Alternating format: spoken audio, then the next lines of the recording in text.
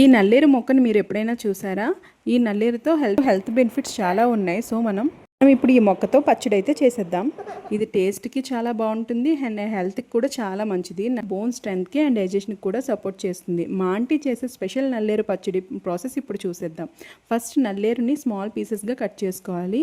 తర్వాత tomato, onion, red మిర్చి and కొంచెం ధనియాలు తీసుకొని అన్నీ క్లీన్గా వాష్ చేసి రెడీగా పక్కన పెట్టుకోవాలి. ఇంకా మా ఫ్రెండ్ కూడా వచ్చేసింది వాళ్ళ మమ్మీకి హెల్ప్ చేయడానికి. నేనైతే మీకోసం వీడియో రికార్డ్ చేస్తున్నా. నెక్స్ట్ స్టవ్ ఆన్ చేసి ప్యాన్ పెట్టి కొంచెం ఆయిల్ వేసుకోవాలి.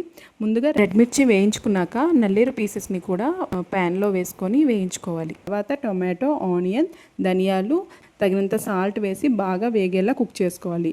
వేగిన తర్వాత ఆఫ్ చేసి కూల్ అవ్వనివ్వాలి.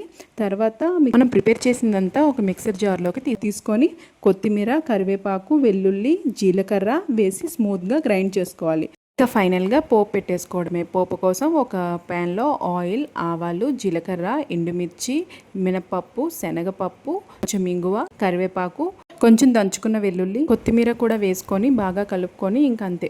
హెల్దీ అండ్ డెలిషియస్ నల్లేరు పచ్చడి అయితే రెడీ అయిపోయింది. టేస్ట్ చూసాను, నిజంగా చాలా బాగుంది. అంటే ఫస్ట్ నేను పీసెస్ కట్ చేస్తున్నప్పుడు స్మెల్ అయితే అలోవెరా స్మెల్ వచ్చింది. ఓకే, ఫ్లేవర్ కూడా అలాగే ఉంటుందేమో అని అనుకున్నాను. ఎక్కడ కొంచెం చిన్న ఫ్లేవర్ అయినా ఉంటుంది అని అనుకున్నా, కానీ అస్సలు దాని స్మెల్ కానీ ఏమీ లేదు. మన నార్మల్ రోటి పచ్చడి ఎలాంటి టేస్ట్ ఉంటుందో నార్మల్ జనరల్గా మనం చేసుకుని అదే టేస్ట్ అయితే ఈ నల్లేరు కూడా ఉంది.